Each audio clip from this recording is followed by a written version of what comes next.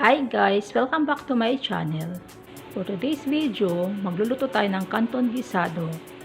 Ito ang ating mga ingredients: 200 grams pancit canton, 200 grams cabbage, 1 piece sayote, 1 piece carrots, 150 grams pork, 100 grams fish tofu, 100 grams squid ball, 1 piece onion, 4 cloves of garlic, 1/4 cup soy sauce, 4 tablespoon oyster sauce, liquid seasoning, sesame oil, and pepper powder. Mag-start na tayo magluto. Mag-add ako ng cooking oil. Sama ko na yung ating bawang sibuyas.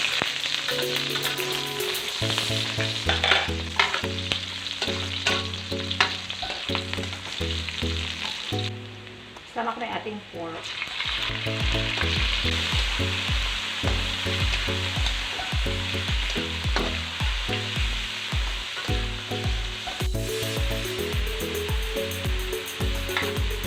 Sama ko ng ating soy sauce.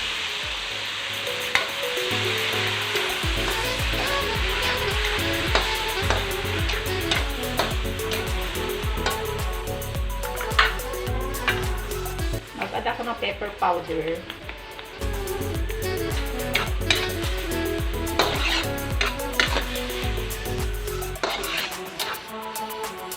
Takpan natin.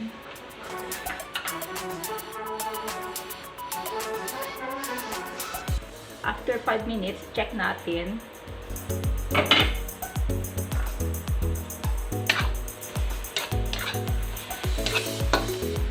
Sama ko na yung ating oyster sauce. Mag-add ako ng hot water.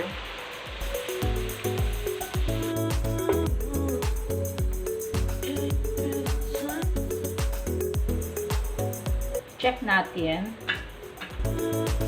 So, pwede ko na isama ang ating squid ball, ang ating fish tofu, ang ating carrots, and sayote.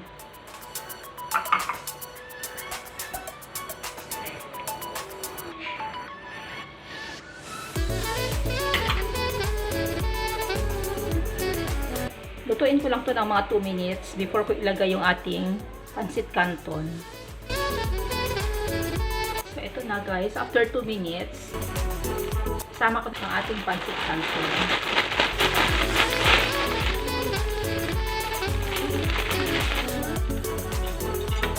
Takpan natin.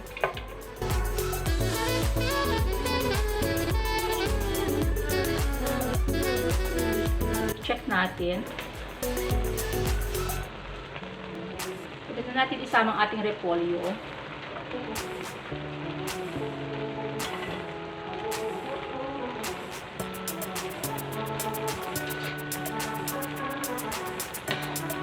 Mag-add din ako ng nor seasoning.